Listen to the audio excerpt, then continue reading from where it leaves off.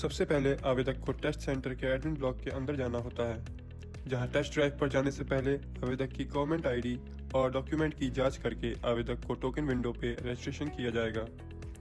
Registration में उसको एक RFID कार्ड दिया जाएगा। उसके बाद इस सेशन में सभी आवेदकों को ड्राइविंग टेस्ट से जुड़े नियमों के बारे में बताया जाता है, जहां पर ट्रेनिंग भी दी जाती है तथा नियमों की थ्योरी क्लास भी ली जाती है। इसमें आवेदक को ट्रेनिंग वीडियो भी दिखाया जाता है और सारे ड्राइविंग टेस्ट नियम बताए जाते हैं, जिसके बाद बारी बारी से प्रत्येक आवेदक को क्रम के अनुसार टेस्ट ट्रैक पर जाना होता है। ट्रैक के बारे में कोई भी पूछताछ नहीं कर सकता। यदि आवेदक चाहें तो टेस्ट शुरू होने से पहले ट्रेनिंग रूम में ही ड्राइविंग टेस्ट से जुड़ी पूछताछ कर सकता है। आवेदक ने अगर 4 व्हीलर के लिए आवेदन किया है तो उसे 4 प्रकार के टेस्ट सफलतापूर्वक पास करने होते हैं। अब आपको बताते हैं 4 व्हीलर ड्राइविंग टेस्ट के दौरान आवेदक को किन किन अलग अलग टेस्ट से गुजरना पड़ता है। टेस्ट ड्राइव पे जाने के लिए आवेदक को RFID कार्ड का इस्तेमाल करना होता है। ध्यान देने की बात यह है कि प्रत्येक टेस्ट के पहले RFID कार्ड और कैमरा के जरिए गाड़ी को ट्रैक किया जाता है।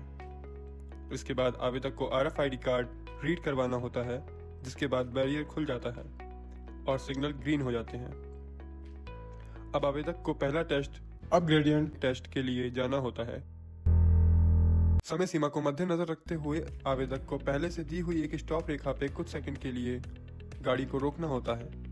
सफलतापूर्वक ऐसा करने पर एक हरा सिग्नल दिया जाता है, जिसके बाद गाड़ी को आगे बढ़ाते वक्त आगे जाना होता है। सिग्नल हरा हो जाने के बाद अगर गाड़ी पीछे की ओर जाती है तो किसी भी प्रकार से 12 इंच से ज्यादा पीछे गई गाड़ी को टेस्ट में फेल माना जाएगा। इस टेस्ट को सफलतापूर्वक पास करने के बाद आवेदक को दूसरे यानी पैरेलल पार्किंग टेस्ट के लिए जाना होता है, जिसकी समय सीमा 45 सेकंड है। समय सीमा और पीली लाइन को मद्देनजर रखते हुए आवेदक को सही दिशा में गाड़ी को रिवर्स करते हुए एक निर्धारित स्थान पे पार्क करके समय सीमा के भीतर ही बाहर निकलना होता है। अगर आवेदक ड्राइविंग करते हुए पीली लाइन को क्रॉस करता है तो उसे एक गलती के रूप में माना जाएगा। इस टेस्ट को सफलतापूर्वक पास करने के बाद आवेदक को तीसरा यानी 8 ट्रैक टेस्ट पे जाना होता है, जिसकी समय सीमा 45 सेकंड है।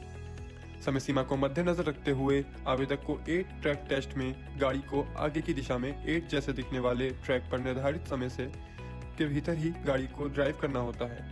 इस टेस्ट में कहीं भी गाड़ी को रिवर्स या स्टॉप करने पर इसे एक गलती के रूप में माना जाएगा तथा पीली लाइन को ध्यान में रखते हुए पीली लाइन के सेंटर में गाड़ी को ड्राइव करना होता है। अगर आवेदक ड्राइव करते समय पीली लाइन को टच करता है तो उसे गलती के रूप में माना जाएगा। इस टेस्ट को सफलतापूर्वक पास करने के बाद आवेदक को चौथा यानी रिवर्स एस ट्रैक टेस्ट के लिए आना होता है, जिसकी समय सीमा 45 सेकंड है।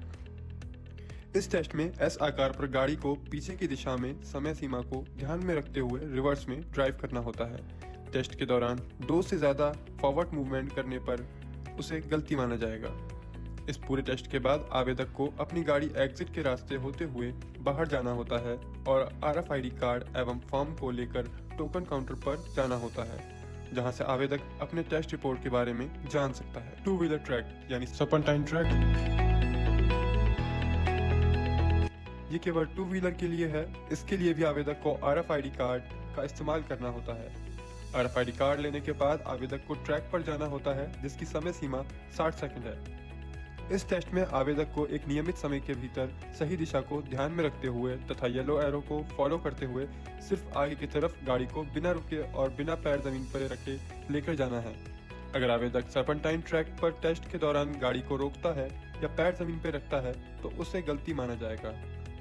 इस पूरे टेस्ट के बाद आवेदक को अपनी गाड़ी एग्जिट के रास्ते होते हुए बाहर जाना होता है और RFID कार्ड एवं फॉर्म को लेकर टोकन काउंटर पर जाना होता है, जहां से आवेदक अपने टेस्ट रिपोर्ट के बारे में जान सकता है।